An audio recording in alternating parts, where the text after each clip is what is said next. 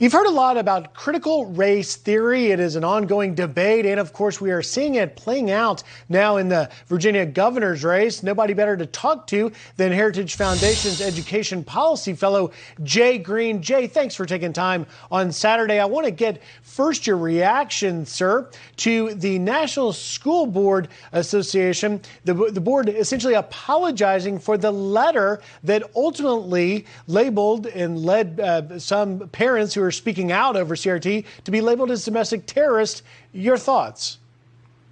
Sure. I mean, this shows the power of parents when they mobilize. They put pressure on state affiliates of the National School Board Association who had 20 of their state affiliates distance themselves from the national letter and threatened to withhold their dues to the National Association. That forced the National Association to apologize for the letter in which they called protesting parents domestic terrorists.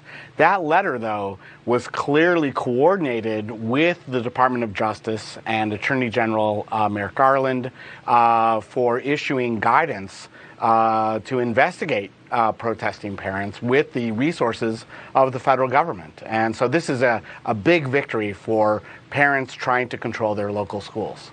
Interesting. So I'm sure you probably saw Attorney General Garland testifying this week. Your view then is that ultimately the White House used the DOJ, the FBI, to go after parents that dare criticize the authenticity of CRT.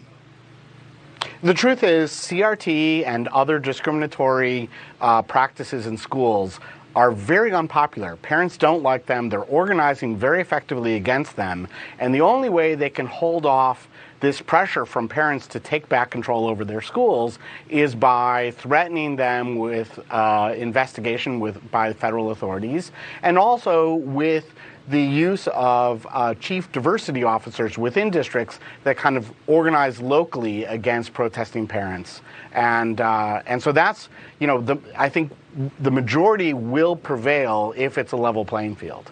And have you found, I know you write about this, if these diversity officers are serving, are they successful? Are they serving a purpose? Are they helping? Or are they hurting? Well, educationally, they're hurting. We find that in school districts with chief diversity officers, achievement gaps between black and white students, Hispanic and white students, poor and non-poor students are wider than in districts without chief diversity officers, and they're growing wider. So these chief diversity officers are educationally counterproductive. They're clearly serving a role as political organizers, political indoctrinators, and they're part of the force resisting parents who are protesting against these discriminatory practices. Jay, let's turn to the Commonwealth, that gubernatorial race there in Virginia, neck and neck, couldn't get any tighter. And CRT has really become front and center on the campaign trail. Here's a little bit of the candidates talking about it. Listen. The already passionate, parent-driven movement has understandably become more and more outraged. But righteous anger isn't enough. What other tragedy awaits Virginia's children? He is going to force parents to send their children to schools with a teacher who's not vaccinated and is not wearing a mask. That is life-threatening to our children. Jay, why is this playing so big on the campaign trail?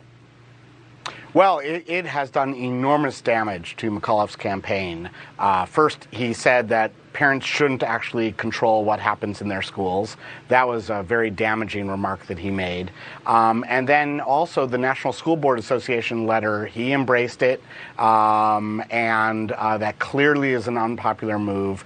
And this has caused him to drop in the polls, and the race is now dead even, I think, largely on this issue. And if parents continue to mobilize on this front, I think it's possible there could be an upset.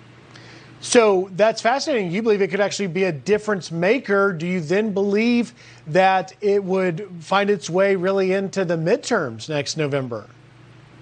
I think this might become the playbook for future campaigns here, people will see that if you can tap into the anxiety that parents have over their inability to control the education of their own children in their own local schools, that is a winning issue for candidates who capitalize on it. You put your finger on something interesting there. I think really nothing motivates and galvanizes any group more than sort of losing their voice, and obviously parents speaking out. I guess my last question really to you is, where are we headed? Where does this go? How does this end? Well, where it goes depends upon all of us and what we decide to do. But I think in the end, you're right. Nothing motivates people more than their own children.